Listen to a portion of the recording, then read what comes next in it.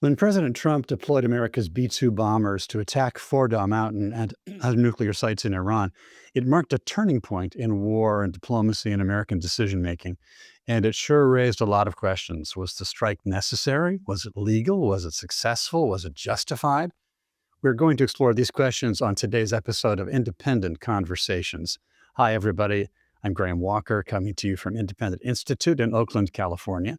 And for the conversation today, I'm joined by three of my colleagues who understand these issues a lot better than I do. I'm always happy to welcome Dr. Ivan Eland, director of our Center on Peace and Liberty and an expert on foreign policy. He's the author of many books, including War and the Rogue Presidency, published a few years ago, and the forthcoming book, A Balance of Titans, Peace and Liberty in the Multipolar World. Also delighted to welcome Abigail Hall, Senior Fellow with Independent Institute and a professor at the University of Tampa. She's the co-author of How to Run Wars, a great satire written, as it were, for the national security elite. And of course, also my longtime conversation partner, Dr. Williamson Evers, who knows a great deal about everything. Hi, Bill, Abby, Ivan, good to see you all. Happy to be with you. Thanks for having me. So let's get started. Can one of you set the stage for us? In particular, I think people want to know, where did things stand before this decision was made to send these bombers in? Where did Iran stand as a nuclear power before the strike? So I think for this question, there are things that we know and then things that we don't know. So some of the things that we can say for sure is that Iran had gone well beyond the parameters that they had agreed to in the Joint Comprehensive Plan of Action, or what people have maybe heard more frequently referred to as the JCPOA. So that agreement had restricted what Iran could do with respect to its nuclear program. So for example, it set enrichment levels not to exceed something around like 4%. Iran had admittedly gone well past that particular threshold to enrich uranium to something like 60% purity. You said admittedly, they admitted that. Yes. So we Okay. know that they have about 60% enrichment capabilities. And this movement from this relatively low number to this approximately, again, 60% has significantly decreased what's referred to as breakout time, or the amount of time needed to produce a single nuclear weapon. And so we do know between that and Iran's amassing of various ballistic missiles that their capabilities are more significant than they have been previously. But what is unclear is whether or not the other things that we have been hearing about the supposed really short period of time that it would take for Iran to develop a nuclear weapon are actually accurate. It's not as though you magically enrich uranium and then suddenly a bomb falls out of the sky with which you can use. And so there's some things about that we don't know. We also don't know things about the strikes themselves and whether or not they were effective, which I'm sure we'll discuss later. So Iran was getting closer to the ability to do the really bad thing, but we don't really know where they stood in terms of deploying this enriched uranium. Is that about right? I think that's an accurate assessment, yes. Mhm. I think maybe one of you two could say a little more. So Iran, by going to 60, had become what's sometimes called a threshold state in terms of being a nuclear armed state. And the question was, had they repealed or put aside the fatwa of many years ago where they said they weren't going to make nuclear weapons and decided to actually create a weapon? This has to do with maybe talking a little bit about the intelligence community's assessment back in March, if you guys could say something about that. Yeah, well, I think we have to go back farther than that, and we have to go back to the 2018 when Trump pulled out of the agreement that Abby mentioned. And that's a great contributor to why they did this. And I think they were following the agreement for a while, and they even followed it after Trump went out of it for a while, hoping some form of it would be restored. But the intelligence estimate in March, which Tulsi Gabbard mentioned, but is now sort of backing away from was that which has been the same for a long time, is that in 2003 they suspended their going after a nuclear warhead, and there's been no decision. They can't tell whether there's been a decision, but they don't think there's been a decision to make an actual bomb. And the threshold term that you used, many people thought maybe they were just going to be a threshold nuclear power like Japan or something like that, and stay there. Now, of course, they're kind of backing away from that now to justify the attack, but that was the general feeling in the U.S. intelligence community, which she mentioned last March, which isn't too long ago. Going back to Abby Hall, the movement of the enrichment level up to 60, would there be any non-weapons use for such an enrichment level of fissionable materials? Yeah, so certainly at these enrichment levels, we are well beyond anything that is used for civilian purposes. So when seeing these types of levels, it's only reasonable to assume that they're being enriched to this level for the purposes of creating weapons. So yes, we're well beyond Okay. the civilian uses threshold. So that was pretty indicative. Uh, Question that let, I don't And understand it's not also. it's not that big a difference from 60 to 90 when you're trying to enrich to Right. a bomb. It sounds like 30%, but it's not that far. That so, my so, Ivan, nonetheless, it is often distinguished in national security commentary between being an emergent nuclear armed power and being a nuclear armed power. So, as you said, like Japan, in a sense, given all the deterrence and balance of power ideas that people have in an area like the Middle East, it is somewhat different to say. I mean, I think everybody would say Israel has nuclear weapons, and they would say at the same time, Iran is capable of moving to nuclear weapons. Is that fair? Yeah, well, I think they're probably gonna get a nuclear weapon in the No. end. Well, we can debate that, I suppose, but the technology is not new. It's from the 1940s, and Israel killed some scientists, but they can educate more scientists, and the real issue here, they're arguing about whether they obliterated the nuclear program or not. But um, I I'm kind of skeptical that they did. But the other question is, did they remove the some material before they got there? Trump telegraphed on a number of occasions that he might do this, and of He course, gave them lots of advance warning.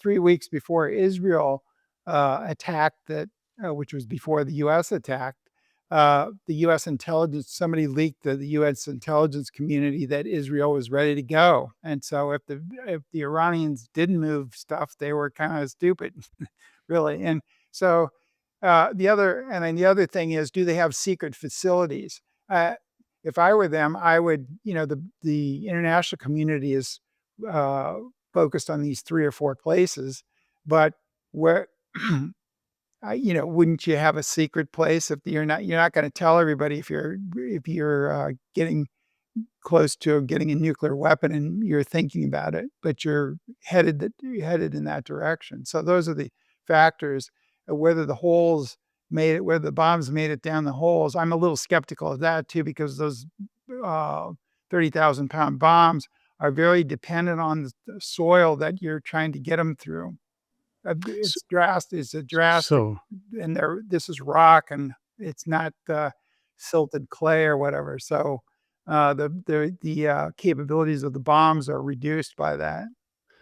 before the decision was made to send those bombers over there was probably pretty clear evidence of intent on the part of Iran to make a bomb, maybe intent to use it, although that's less clear. But Abby, can you talk to us a little bit about the reasoning process? I mean, based on what the Trump administration knew or may have known, What was the reasoning process that led to this decision? It seemed like there could have been many other ways to handle it besides sending in what I think, if I'm not mistaken, is probably the most potent U.S. ordnance short of nuclear weapons, those bunker buster bombs. What was the reasoning process that led to that decision, as far as you can tell? Oh, to be a fly on the wall and to be able to answer that specific question. I think that there are a couple of things. So, obviously, you have the ongoing conflict between Israel and Iran and Israel and Hamas, which I think we would be foolish if we didn't think that that was not in the decision calculus. Um, Trump and even former presidential candidate Kamala Harris made it very clear that they were interested in not allowing Iran to produce a nuclear weapon. So I think that there might have been some uh, already tendencies toward this type of policy. Our foreign policy has tended to be incredibly proactive and military forward. And so, in my mind, this is a continuation of the status quo. And I think that you're right to talk about the use of this specific technology. So, a lot of people have been asking, why didn't Israel go after these nuclear sites more intensively? And the reason for that is because the type of ordnance that you're discussing, these 30,000-pound called massive ordnance penetrators, MOPS, or people have heard them referred to as bunker busters. Currently, the US is the only country that possesses this particular type of weapon. They can only be carried by a B-2. And so you're talking about certainly a very, and they've not been used, at least to our knowledge, up until this point. And so this was an opportunity, I think, to see the potential for what those types of weapons could do. Ooh, you've got toys. You want to try them out. I wonder what the two of you think about what some of Trump's critics have alleged, and that is that the administration initially, as the Israel-Iran war was going on, was taking a step back and saying, this is their war, it's not our war, and kind of taking the more restrained America First approach, and particularly Marco Rubio saying words to that effect. And then, according to reports, again, by his critics, and them not really citing who who knows this and how, but claiming that Trump was envious of Prime Minister of Israel, maybe Netanyahu, that he was having such success and being all over the news, and why can he, Trump, be part of this, and why can the United States get at the head of the parade? And of course, the U.S. did help Israel defend the territory by shooting down incoming missiles, but to go even farther. What do you think of that speculation on the That's an part of awfully Trump? psychological interpretation, Well, isn't I'm it? not, I'm just telling you, it's voiced frequently. I monitor different approaches to world events.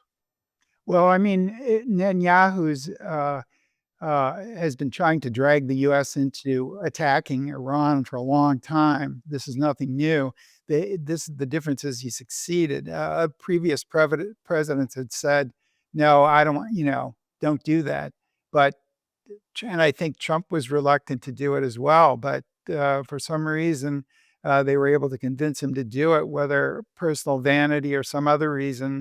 They got him to do it this time, and uh, there the thinking was, I think, that the military option wouldn't get it all, and then this would provide Iran uh, instead of negotiating, if you're going to attack them, they'll probably look at the Libya episode in which Muammar Gaddafi got rid of his weapons programs, and then, of course, the West helped indigenous forces overthrow him.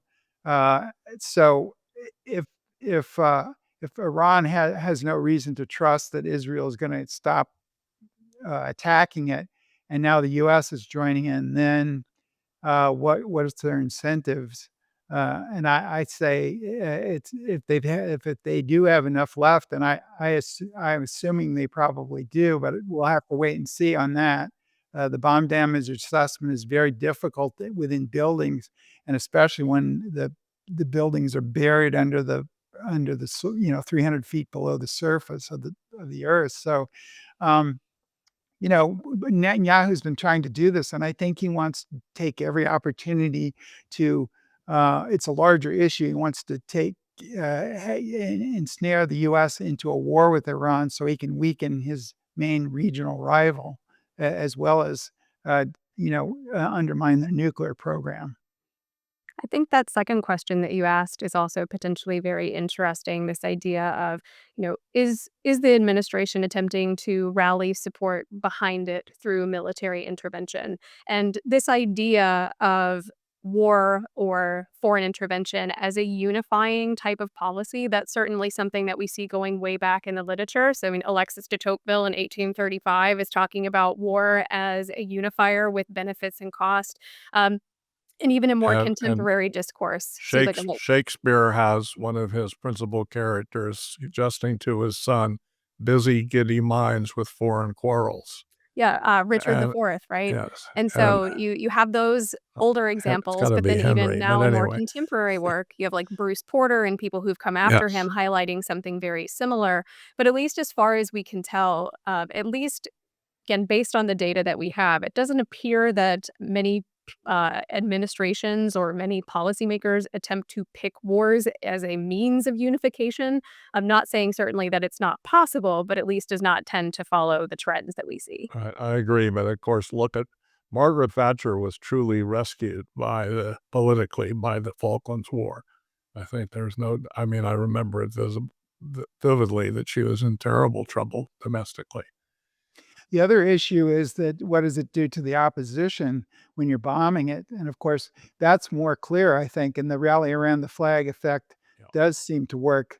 There's one case, the I civil, think Germany during the Second World War, it certainly, the bombing kind of studies show that the Germans fought harder and industrial production increased after that. So, and the other one example of that happening is in the North during the Civil War. There really, when the southern states seceded, there was really no enthusiasm uh, to go to war until the South made the mistake of attacking Fort Sumter. If they had just seceded and gone their way, so I think war is a unifying force. The question is, do politicians manipulate it?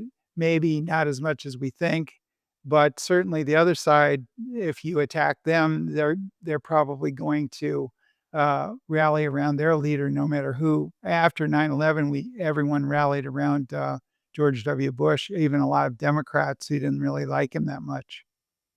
But it seems that that kind of thinking process it may maximize the anticipated benefit domestically, but it doesn't seem to take into account the mirror image on the other side. I Right, mean, right, yeah. surely the Iranian people who are sick and tired of the regime, I understand from many sources, probably want to rally around their regime if it's getting bombed.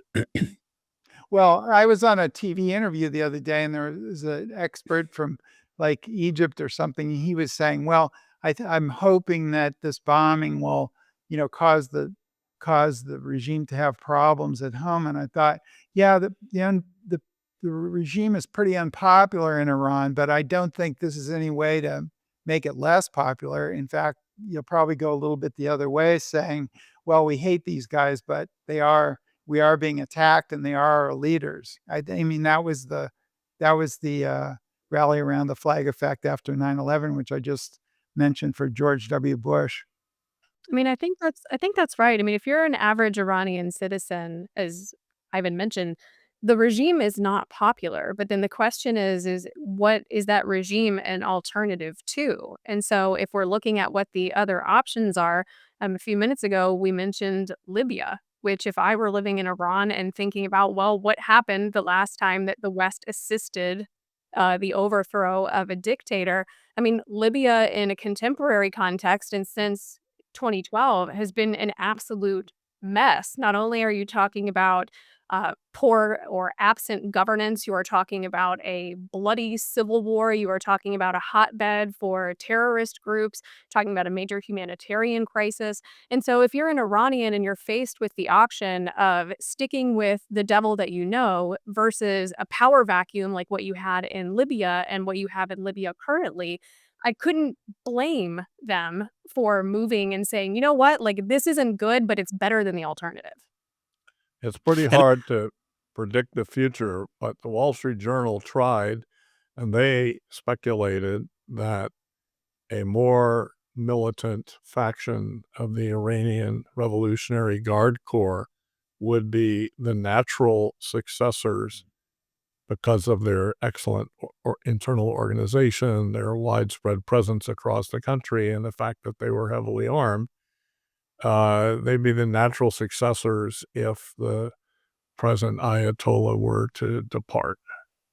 of course, there's They're more hawkish than other elements of Iranian Yes, society. And when you're getting bombed, the hawks usually, yes. have the upper hand of Come to the saying, we got to forefront. do something. We can't just sit here and take it. So, what, um, what's striking to me is that there's pretty much of a deep history here of U.S. involvement in Iranian regime change. If it weren't for President Jimmy Carter's, I guess, humanitarian impulses, where he didn't think the Shah of Iran was a good leader and was oppressing human rights and stuff. And so the U.S. set about to destabilize the Shah's regime, resulting in the current Islamic Republic. Well, we An should go earlier back to the iteration of the same thing that you mentioned in Libya, Abby. I think we should go back further, certainly the Iranians do, to the early 1950s, and, I wanna say Quentin Roosevelt, I probably got his first name wrong, but anyway, and Mossadegh, the overthrow of that prime minister. With U.S. involvement? Yeah, the CIA did it. Yeah, I right, mean, right. they obviously had internal support I among mean, what are the Iranians. Iranians to think? There's this long history of the United States getting involved to change their governance. I mean, of course, they would be better off if they didn't have this fierce Islamic regime over them right now. But the U.S. being the trigger for the changes has just not worked out well for them or for us over the years. And yet, the temptation emerges over and over again. Why does that temptation keep reemerging, Abby? Think there are a lot of different reasons that we could discuss for this tendency, but certainly at least since World War II, but I think it goes before that as well. You see this tendency of the US to have this very, again, military forward foreign policy and this tendency of aiding or directly contributing to regime change in one way or another. So you see this within the Middle East. You also see this in, of course, all throughout Latin America. And the results, by and large, are pretty much the same, where this does not go according to the plan of US policymakers. Um, there are a few different rationales that people have given for why this is the case. But really, I think ultimately it comes down to this bigger question of what do people think is the appropriate role of the US in the geopolitical landscape given its current geopolitical position. And so there are some of us who fall very clearly in that this is a net cost type of approach to foreign policy. But then at the same time, you also have other individuals who claim the precise opposite. In fact, they would say the US is not doing enough on the foreign stage. That if you view the global landscape as being chaotic and anarchic, and you need some kind of policeman or some kind of glue to hold that international order together, and that's your starting point, then that's how you're going to create and implement policy. You're going to undertake these kinds of activities if, again, that's your basis. And for a lot of our international policy, that is the core assumption. And when you look at the world, and there's so many bad things being done by governments around the world, surely the United States can just step in and fix all those bad things. There's a a kind of implicitly or twistedly noble motivation behind a lot of that thinking. It was Kermit Roosevelt that I was trying to think of Ah, for the early 1950s in Iran. look at the miracles we've pulled off in Cuba over how many of the Castro Castro's and their subsequent communist leadership, how many presidents have they lasted through? So, and we put sanctions on them, tried to overthrow the government in many cases, uh, stopped just short of a U.S. invasion, but they're still there. So, and I think they use the rally around the flag effect. The Colossus of the North is trying to get us, and they're responsible for all our economic problems and that sort of thing. So it's sort of, and it's believable since we have put a lot of economic sanctions to the people there. So I think, if anything, all our attempts to change the regime there have not worked out very well at all. And in fact, it's been very counterproductive. I would like to point out that Abigail Hall, in this book, How to Run Wars, does quite an exposition of the motivations and reasoning of this class of people who think the way that she described. You call them the national security elite, I think is what you call them in the book. That's correct. It's worth a read. Let's turn the page, though, and talk about American legal and constitutional issues. So President Trump made this decision, sent the bombers in a very stealthy way. I guess that was pretty effective. Ruse and concealment. But was it legal? Was it legal? Does the president have the authority to send in that kind of massive ordinance against another country, or not? What do you think, either Ivan or Abby? I know you have a lot of thoughts on the legality and constitutionality of the decision. Well, I would say it's unconstitutional. And But he's the Uh, commander in chief, Ivan. well, the original intent was for, and I think Hamilton said this, it was to be a narrow view of the commander in chief, of being the chief general on the battlefield or the chief admiral at sea. In other words, directing the details of the military response. But the congressional declaration of war was supposed to be, the Congress decides and the executive carries out, just like domestically, except for the one exception was imminent threat or an actual invasion of the attack on the United States of some sort. And so that there was they changed the Constitutional Convention. They changed Congress will make war to declare war for that reason. The record says so. But of course, Congress hasn't really enforced that very well, and they tried to with the War Powers Act but they very cleverly left the key portion in the preamble, which is not legally binding, and we never hear that from any analysis because with the War Powers Act allows the chief executive to put combat forces in hostile areas or imminently hostile areas, but and requires them to take out the forces, but that the damage is done when the president is allowed to Right. because then the Congress has to appropriate money to otherwise because the troops are under enemy fire then. Ivan is pointing out that the War Powers Act is unconstitutional. Oh, is that what Ivan is saying? Yes, because it doesn't. I think it's unconstitutional for reasons other than the unitary theory of the executive, which That's says right. No, you're saying it yeah. actually doesn't satisfy confining declarations of war or authorizations for military force to Congress. It Yeah, because allows in the the preamble, president. it says basically what the original constitutional concept was, but then, of course, that's not legally binding, so then The they go into this. the Constitution is legally binding, or it's supposed to be, but the preamble is not in legislation. 'Cause Right, it's like a right. whereas clause. So, Abby, I have a question. You probably know the answer to this.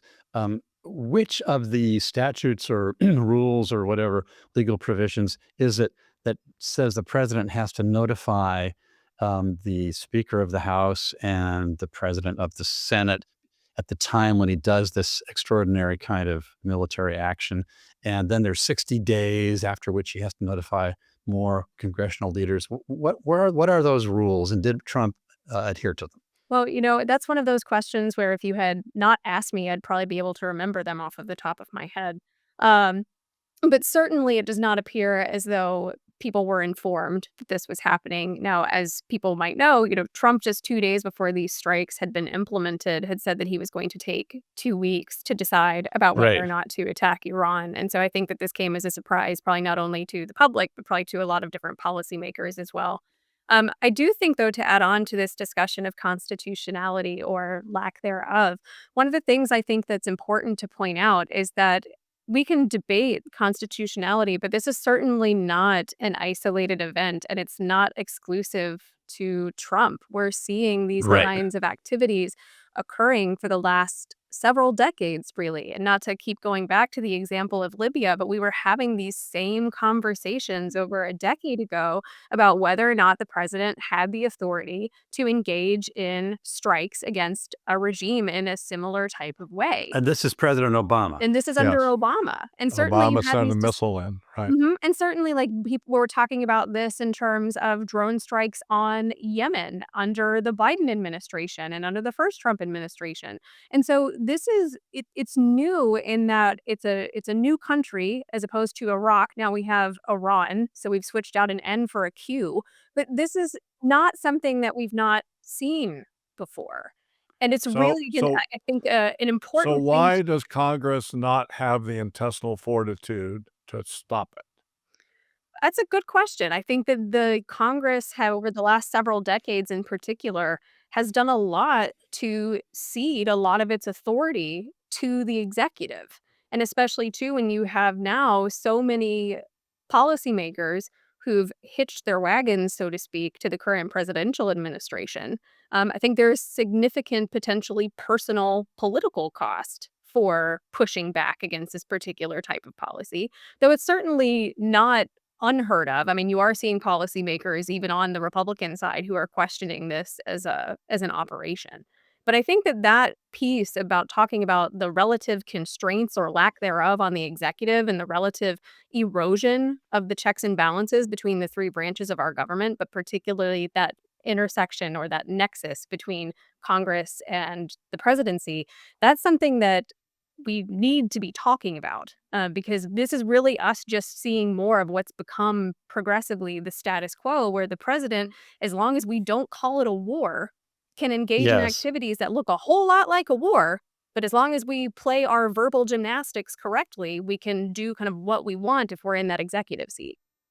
Yes, well, to get around the War Powers Act, Obama said that bombing Libya wasn't a war or wasn't a hostile action. So, Ah, the That's pilots right. were in no That's the right. pilots When were in no danger because they were at, altitude. Well, what if the plane crashes and, or somebody gets lucky and shoots one down or whatever? But so it was totally preposterous. And I think the real trouble started in 1900 when McKinley sent troops to China to help the Europeans um, put down the Boxer Rebellion, and he didn't ask Congress to do so. And I think the reason was that he was in the glory of the Spanish-American War. So I think this is the executive glory of the national press, that which McKinley, Roosevelt, and Wilson all exploited.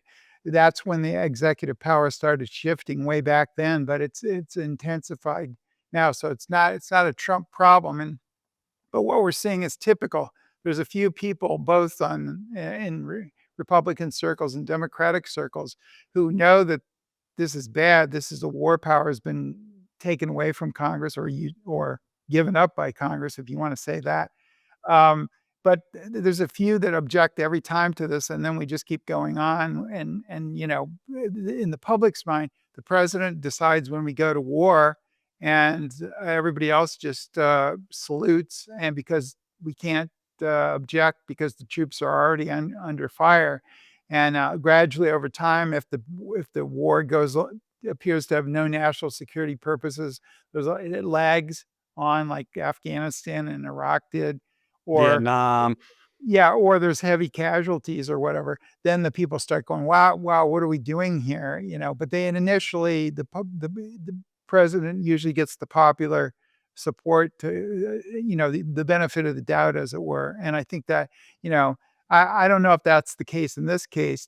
most of the people, 57% or something, didn't think that strike uh, was right. But so this would be a prime uh, time for the Congress to try to assert some authority. But with the polarization, when the Democrats get back in, they'll be like Clinton or Obama and intervening, and the Republicans will be defending the Constitution. And then, so depends on who's in power.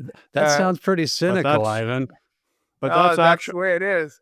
but that's actually a kind of a good feature of the American system, that the opposition is going to put the Constitution forward, maybe not effectively, but nonetheless, it's good that they do that. I seem to remember Jacob Javits actually wrote a whole book about the war powers. It took a pretty good line. Someone said to me, "Oh, well, we're not really at war because we're not using ground forces." And I said, "That's right. We weren't at war with Japan when they attacked Pearl Harbor." Yeah, right, right. Now, am I right that there has been some Democratic members of Congress have formulated potential articles of impeachment based upon the violation of the constitutional role of Congress and the president because of these strikes? Are those things in the works? Will they ever make it to the floor for a vote? I mean, I in would say probably no, but Probably they wouldn't. I mean, they are in the works, but they're not going to make it to the right, floor. right. Yeah, That's yeah. what I meant. Yeah, yeah. well, we have a consensus then. But I mean, the thing is, in the days immediately following these strikes on Iran, many of the president's defenders um, said, "Well, no, no, no. He's doing just what he can do. He's authorized to do it." And how can you tell? Well, they don't make any legal or constitutional argument. They make the argument about Obama and Clinton and Biden. Everybody does it. If this were unconstitutional, then how come every president in succession keeps doing it? It must be constitutional. That's a line of reasoning. It's a troubling line of reasoning. It's not reasoning. Right. Yeah. Yeah, well, that's a whataboutism is usually that when the parties do the same thing when they get into power that they criticize the other one for. So, and then everything's polarized. So, eh, I don't know.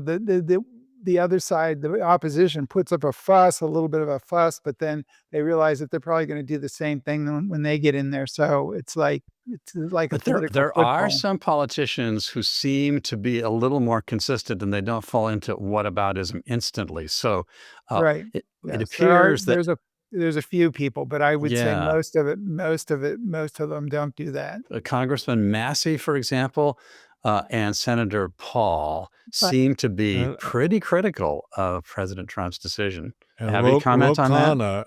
Ro is willing to criticize Democratic presidents who do this too. yeah, I mean, certainly when we talk about people being critical, and note here, we can name on one hand the Republican congressmen who are coming out and saying this is a bad idea.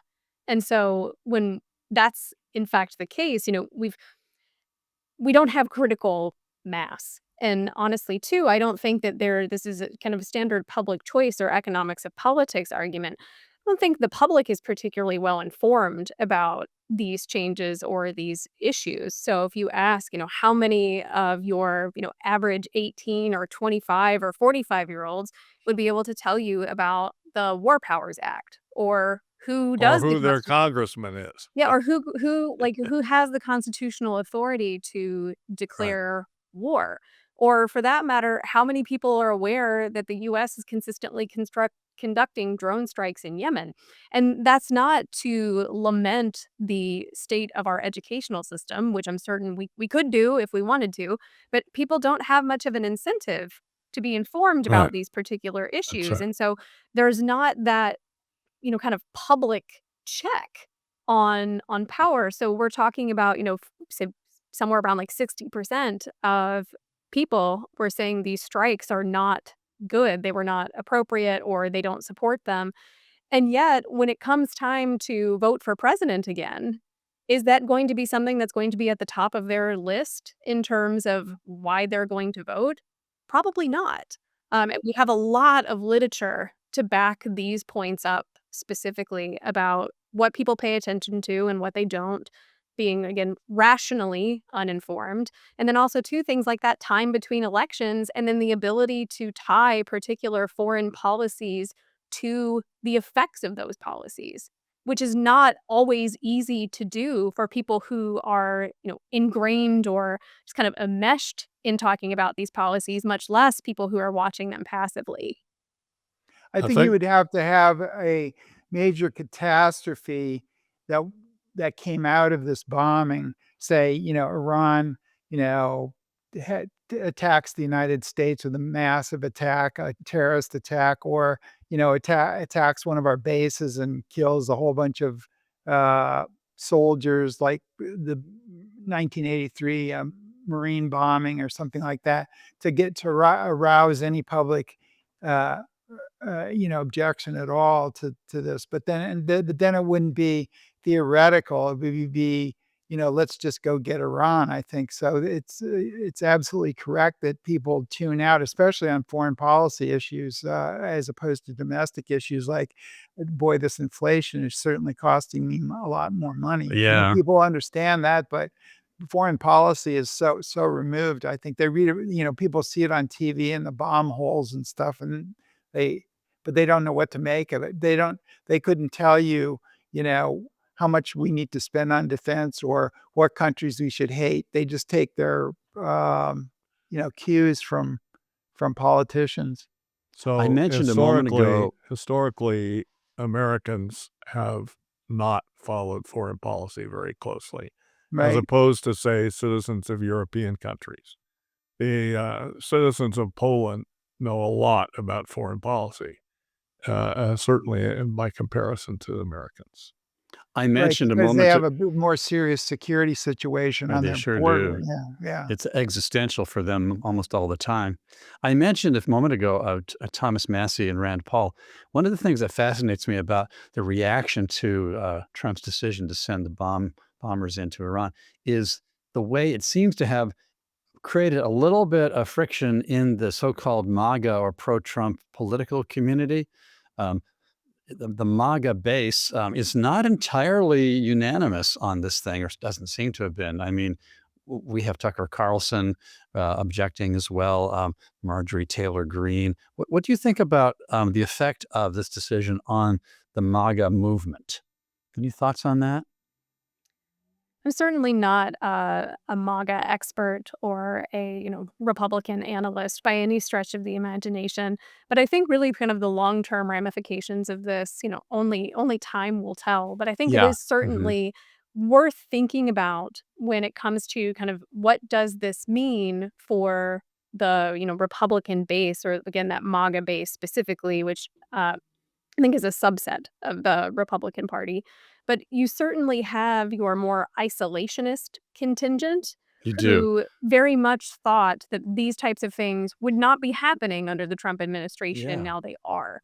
And That's not what so, we voted for with Trump, right. they say. And so I don't know exactly, again, how that will convert, or how influential, relatively speaking, that will be. Again, talking about a moment ago when people are focused on, again, more quote unquote domestic issues like inflation and immigration, how much is this ultimately going to be the sticking point for a lot of that base at the end of the day?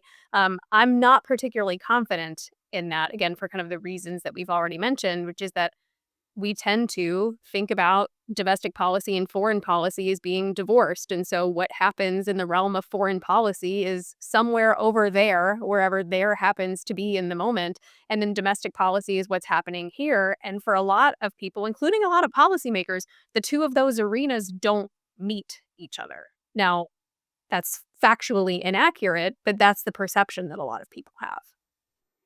Yeah, I Ivan, you were think going. that people, if things go really wrong in foreign policy, like the Vietnam War, you saw and in Cambodia, in particular, the secret invasion of Cambodia. That's when the War Powers Act came through, and the Congress, cut off money for operations and other aspects of the war. And then in 2006, um, I briefed a bunch of congressmen up on the Hill with Ron Paul. Ron Paul was sponsoring it, And it was in the summer of 2006 with the Iraq War went south. They were very scared. They used some pretty spicy language in my little briefing of them that they had to get rid of this war. They weren't going to do very well in the next election. So, it can't, if something goes really wrong in foreign policy, it can affect the elections. And I think it affected the 2006 congressional elections to the Republicans' detriment. But normally, you're right. I think foreign policy just doesn't register very much. And I don't think this incident is going to register unless Iran pulls off some, dramatic retaliation. Right. So I think we should ask our two specialists about the larger issue of nuclear proliferation. So there's a sense in which Iran may be a special case, but there are quite a few countries now with nuclear weapons. Some of them have some checks and balances and constitutional constraints in their foreign policy decision making. Some are pretty much dictatorial. Obviously, even dictators have to do a certain amount of holding their power together and consult with some people. But we have had for a long time many dictatorial regimes with nuclear weapons. I wonder what your thinking is on this. So I'm definitely not optimistic in the long run when it comes to nuclear weapons, and here is why. So a lot of literature in economics and in international relations has focused on nuclear policy, particularly after the end of US nuclear supremacy in 1948. And so when you get to the 1960s, then you start to see the introduction and the solidification of the US's nuclear triad. You also see the implementation and kind of the crystallization of mutually assured destruction as the basis for nuclear deterrence. The issue with that is that you have to have a probability that something will be used in order for it to effectively deter. Anyone who's ever had children knows that this is the case. If you don't follow through on something, at least on occasion, then you cease to actually deter from people engaging in the behavior. So you have to have some probability that something will occur. So let's think about what those probabilities would look like. It's actually Kenneth Boulding, I think, in the 1970s, who talks about this situation specifically, where he says, place the probability of being relatively low, say 1% per year, the idea of some kind of nuclear incident. You're talking about like an over 60% chance of some kind of nuclear attack within 100 years and a 99% chance over the span of 400 years. This gets even But more how complicated. how scientific are these percentages? I mean, I mean, I think the history is constantly changing. The individuals who are the decision makers are constantly changing. sure. Why And isn't so every minute a new case? I don't see how you can have a scientific probability about it's any of not. this So stuff. he's not, and in that specific instance, he's not, nor am I attempting to say that it is a 1% probability per Right. year. It might be more than that. It might be less than that. It certainly isn't constant over time.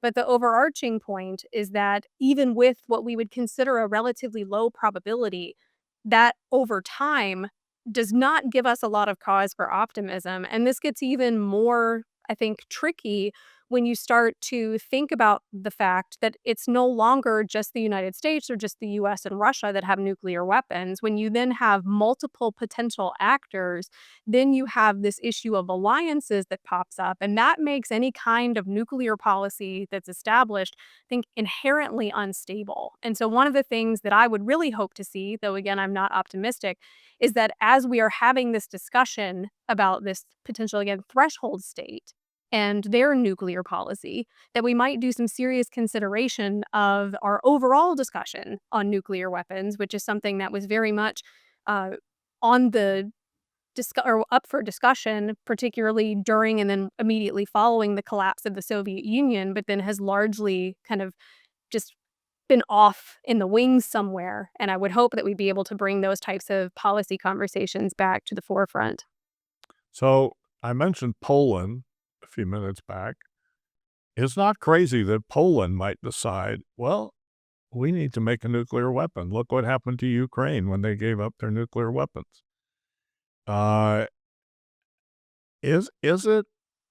I mean, how I've seen throughout my entire life the bulletin of the atomic scientists, who are not really atomic scientists, but anyway, there are people interested in this, and they always have the clock is just about at midnight. Okay, we seem to have been just about at midnight for many, many decades. Are we? I mean, it's when you read what Mao Zedong used to say, I'm not pronouncing it the proper Chinese way, but anyway, what he used to say about how if we go to nuclear weapons, imperialism will be wiped out, socialism will triumph. There'll be millions of Chinese who survive. We're a big country. They'll never destroy our entire country. We should do it. And he didn't just say this to Jawaharlal Nehru, the leader of India. He said it to lots of people. Uh, and yet, we didn't bomb China, Red China. I know it was considered. I know that also the Soviet Union considered it. But, you know, despite how crazy, especially during the Cultural Revolution period, the Chinese were actually, you could even argue that the Cultural Revolution was sort of isolationist on the part of China, but that's a more complicated argument. Anyway, clearly the guy was very unhinged, and yet he didn't use them, and nobody did a preemptive strike against him. Well, I think you also have to look at the rhetoric versus what people, realize. And Mao probably realized, I have a few warheads here, but US has a lot more. And I think Iran and Pakistan and uh, some of the other countries, North Korea, they understand that their whole country could be wiped off the map if there was a nuclear war. I mean, they use these, I think, more as to say, listen, don't come after us. We may be a repressive dictatorship, but we have these weapons, and we react to that. I mean, our policy toward North Korea has been, I think, affected by the fact that they now have nuclear weapons. And as you mentioned, the incentives are to get nuclear weapons.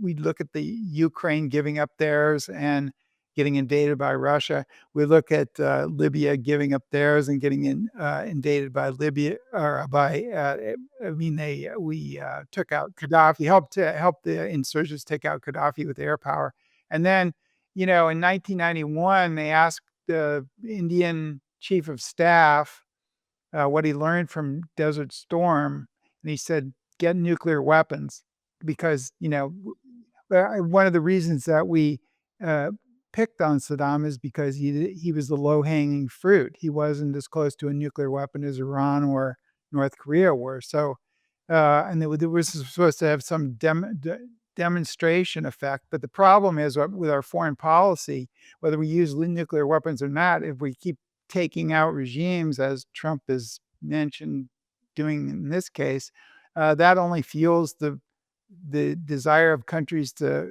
especially if they don't get along with the U.S. very well, or there's some chance that they won't.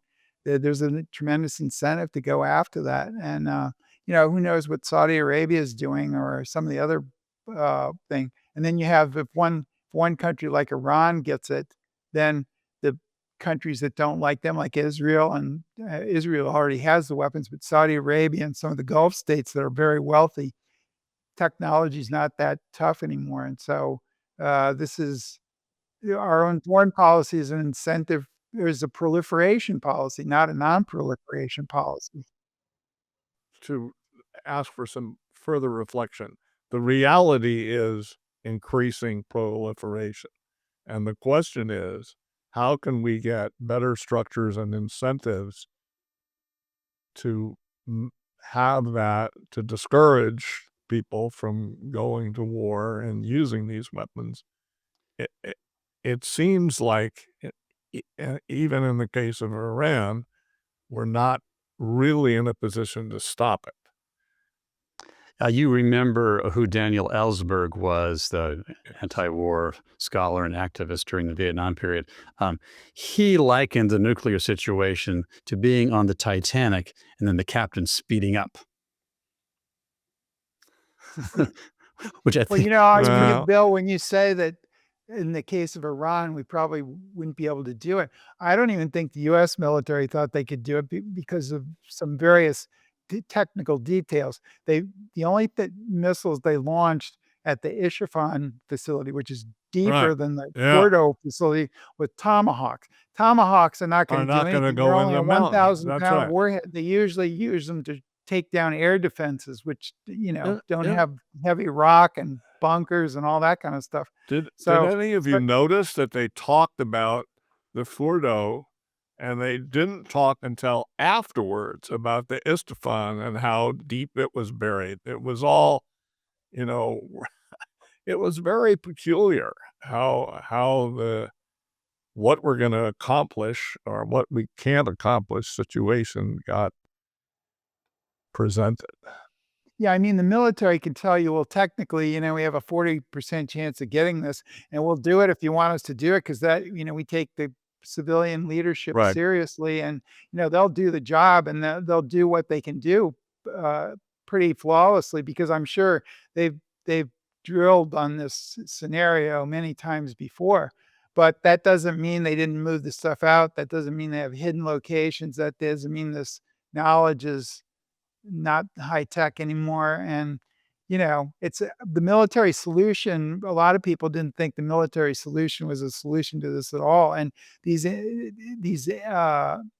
IAEA, the International Atomic Energy people, they can go in and inspect these facilities. Now, Iran is now withdrawn from that. yeah. That's predictable, but what Right. I'm saying is if they had done what if they had continued with Under the the old agreement Obama. that we Okay. Yes, yes. Yeah, I'm sure they're not gonna get any cooperation now. That's absolutely right, is that one of the things that you've effectively done by engaging in these strikes is you may have removed then the opportunity for other types of diplomacy to resolve these types of issues. And again, I think this goes back to something that we were discussing earlier, which is this is a continuation of kind of standard operating procedure from US foreign policy, which is to move away from alternative diplomatic or other solutions and instead to rely on military capabilities as a means of achieving very, in some cases, lofty foreign policy goals in other places. I have two big questions that I would like to ask sort of in conclusion here. The second one will be what's going to happen next. I'm going to ask you to be prognosticators. But the first one is a big question that I wish I could just get a brief answer, at least from Abigail Hall and Ivan Eland.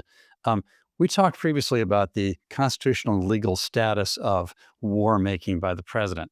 And it seems to me that in the era that we have been in for several decades, and with nuclear weapons and with the speed of delivery of armaments, and communications and so forth. Is it possible that the constitutional framework simply cannot contain war making in the nuclear age, and therefore all these pretextual evasions are almost inescapable? Do we need to amend the Constitution, or could the constitutional setup be preserved in spite of the difficulties of the nuclear age? Well, that was the argument they made during the Cold War. We could be, under nuclear attack and have the missiles here in 30 minutes from the Soviet Union. So that was one of the arguments that they said, well, the president, obviously has Right. to have more power. That's But what if I'm you look at the asking. original concept, I'm not looking at the War Powers Act. I'm looking at the original concept where the president does have a right of self-defense if we're under imminent attack. If the intelligence uh, picks up that they're ready to launch their weapons, and we have to launch ours before they knock them out, which doesn't occur if you have only submarines. But the land-based and the bombers are also very vulnerable in our triad. So, but even in that case, the president has a right to self-defense under the original concept of it. It's offensive. Now, if we want to launch an offensive nuclear war, that no, you got to get a congressional And by the way, I approval. heard Trump's defenders saying this was a defensive move on the part of the president. Right. I hear them in my mind's eye, or in the back of Oh, my I mind. heard Yeah. him literally say it. Yeah. Abby, can the constitutional setup even function in a nuclear age? So I have a couple of thoughts on this, and they're a bit different direction from what Ivan was discussing. So a lot of what I've discussed in my own work is when you look at foreign intervention specifically in relation to the constraints imposed on, say, well-constrained democracies. Take the U.S. as an example, that our constitutional constraints may not be sufficient to prevent the erosion of particular constraints on government, including things like this. But I'm not completely unoptimistic about there being the potential for other checks. And so Good. something that my co-author and I have discussed in a variety of places, but in a couple of papers specifically about nuclear weapons, is the important role that citizen ideology plays as a constraint on government behavior. And so one of the arguments that we make in one of those papers, because certainly our discussion of nuclear weapons is not new. This is something that people have been discussing for decades, and a lot of the same types of concerns that are coming up today came up previously. And so, if we can't utilize, and we argue you can't use deterrence as the sole explanation for this long peace after World War II, how do you explain that? And we argue that some of that is, at least in part, due to ideological constraints on nuclear weapons and other things that citizenry has placed upon their policymakers. So I think that this then puts things really back on the citizenry to push. Now, whether or not that's likely to happen might be a little less optimistic there, but I don't think it's impossible. A little glimmer of light. Thank you for that, Abigail Hall. Okay, Abby and Ivan, briefly, what's going to happen next? Be prognosticators. Ivan, you start. You've been Well, prognosticating. I think Iran has always been a wily country. They run circles around us, I think. And I think what they'll do, and they've already agreed to this ceasefire, is they'll just say, well, okay, you know, we don't want to get attacked anymore, and we don't have any air defenses left, or not many, and we're just going to go into the secret, areas of our program, and we're just going to accelerate it, and we're not going to raise too much of a fuss about it. We're going to just we're going to go for a bomb, and we're going to continue to say that we're not going for a bomb. This is just a civilian program. And I think they tend to do a lot of indirectly, and I think that's what's going to happen. I think they'll get a nuclear weapon just like North Korea did. Maybe they got even more motivated after this. Yes, yes. And by the way, the ceasefire, I don't think Israel views itself as constrained from assassinating military and nuclear scientists. No, they don't. Yeah, so Okay. it's a kind of a nominal ceasefire.